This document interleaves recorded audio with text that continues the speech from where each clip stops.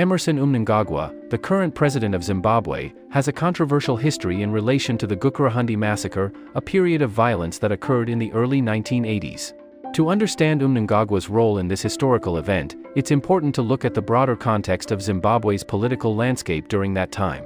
Background of Gukurahundi. Gukurahundi refers to a series of violent suppressions against perceived dissidents in the Midlands and Matabeleland regions of Zimbabwe between 1983 and 1987. The operation was carried out primarily by the Zimbabwe National Army, ZNA, targeting members of the Zimbabwe African People's Union, ZAPU, and its military wing, the Zimbabwe People's Revolutionary Army, ZIPRA. The violence resulted in tens of thousands of deaths and widespread human rights abuses, including torture, rape, and the destruction of property. Mnangagwa's role. Political context. Following the independence of Zimbabwe in 1980, there was significant tension between President Robert Mugabe's Zimbabwe African National Union, ZANU, and the rival ZAPU, led by Joshua Komu. Mnangagwa was a key figure in ZANU and held high-ranking positions within the government and security apparatus during this period. Minister of State Security. At the time of the Gukurahundi atrocities, Emmerson Mnangagwa was the Minister of State Security.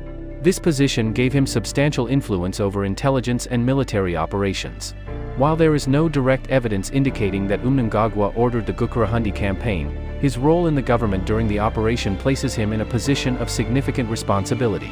Operational support. Mnangagwa and other government officials have been accused of supporting and facilitating the military operations against suspected dissidents. The use of brutal tactics and the justification of these actions can be seen as indicative of the strategies employed by the government to consolidate power and eliminate opposition.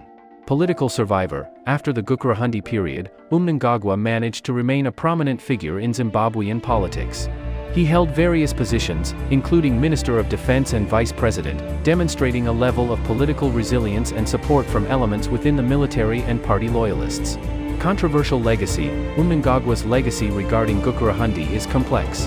While he has not publicly acknowledged any wrongdoing, his acknowledgement of past violence has been minimal, and he has often downplayed the human rights abuses that occurred. The lack of accountability for the Gukurahundi atrocities continues to fuel dissent and somber sentiments among the victims' families and communities.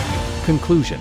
Emmerson Mnangagwa's role during the Gukurahundi era remains a contentious issue in Zimbabwean history. As he serves as president, the shadow of Gukurahundi looms over his administration, reflecting the ongoing struggles with reconciliation, accountability, and human rights in Zimbabwe. Understanding this complex history is crucial to addressing the current political climate and the calls for justice and recognition for the victims of the Gukurahundi. So I'm now looking at the human remains and I'm thinking, what can your father say? Even though he's dead all these years, what can your father still say, about what happened to him on the day that he died? And we did find some injuries on these bones. Trained by Argentinian forensic anthropologists, Sherry has become an expert. Working on Julius's remains, she found several broken teeth. His ribs also bear the signs of trauma just before death. She also established that both his arms were broken in the same place. Her observations confirm what Julius's young son had witnessed. Moffat was 10 when his father was taken away by soldiers. Sort of been dragging on the ground when he walked. Examining the clothes reveals new details. The trousers bear obvious scorch marks. Burning with plastic was a common torture during those years in Zimbabwe. Proof of burning with plastic. These trousers vindicate, what we were told, by Moffat, who saw it, that this man was burnt deliberately, in the hours of his death, that this is what happened to your father.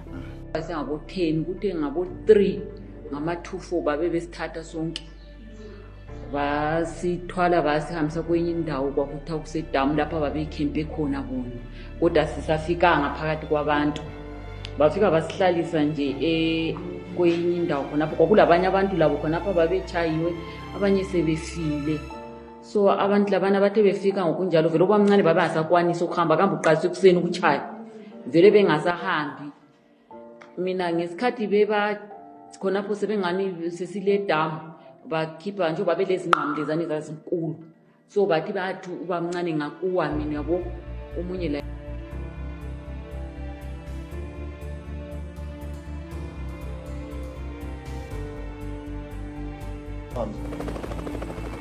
But Mugabe sent his crack new force into Matabeleland, the 5th Brigade, trained by the North. It's only recently that people have begun to speak openly about what happened over 15 years ago.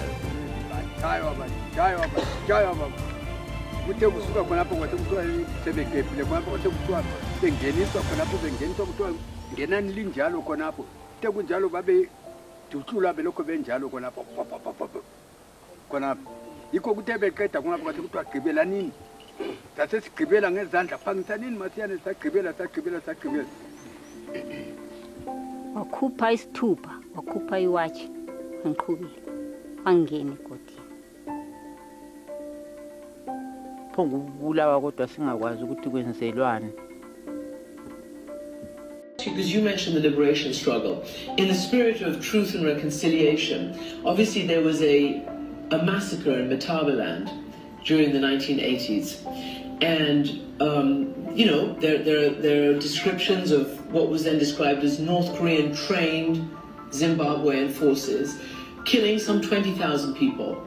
Again, is that something that you would consider a formal national apology for? At the time that happened, my predecessor said it was a moment of madness.